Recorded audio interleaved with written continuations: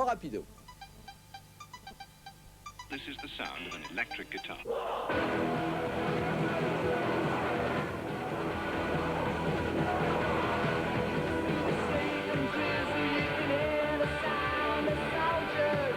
Carter the Unstoppable Sex Machine or the Drinking Man's Pet Shop Boys have just released their second album, 30-something. The timing of the release could have been better, as 2 tracks of the album have been the subject of wartime censorship concerns. Well, Say It With Flowers was written at Christmas last year, so that's why it's so topical, because it's the second last song we wrote for the album. You know, because Bloodsport for All was written ages ago. You know, could have written it 2 years ago, which is when we first heard sort of those kind of stories.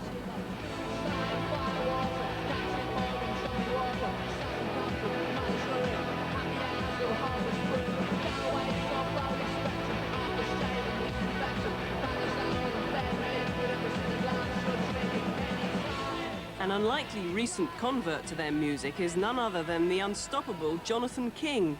He liked their manic mix of the Buzzcocks, the Pet Shop Boys and the Pogues. The band readily admit to being influenced by other artists.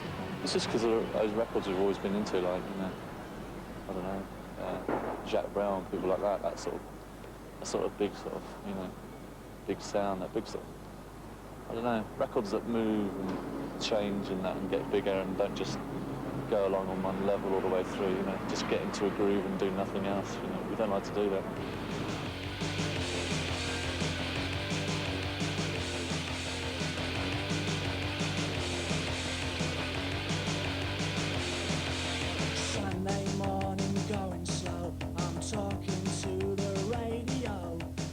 Their latest single, Bloodsport for All, is unlikely to get too much radio exposure, partly but not entirely because of the Gulf War. Thought they might not play it, but didn't realise that. I mean, when Bloodsport for All was actually was all sort of going ahead as a single before anything was happening anyway. I think people were more worried that it wouldn't get played, but all that happened is we just didn't not release it. You know. We just carried on, you know. We picked our deadline date before they picked theirs.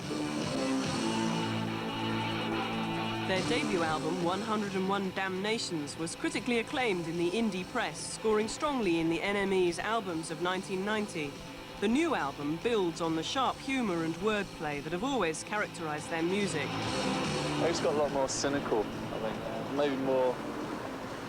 I think musically it's got bigger but but simpler almost. More sort of, I don't know, hasn't it? Yeah, it's a much more depressing album altogether as well, I think. It's not the other one has sort of lighter moments. The other one was a lot, yeah, there was more jokes and more sort of quirky London stuff that they could, you know, on the first one. This one is a lot more, we're more frustrated and confused about everything on this one.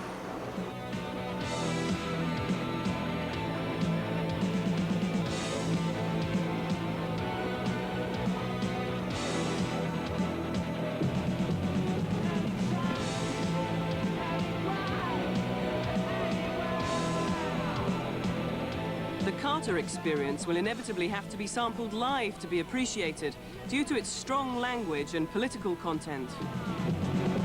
Yeah, which is why it's so hard to even sort of, you know, like for people to sort of play it on the radio and like be interviewed and then sort of pick selected tracks off the album. And there's not many they can play that aren't about that, you know.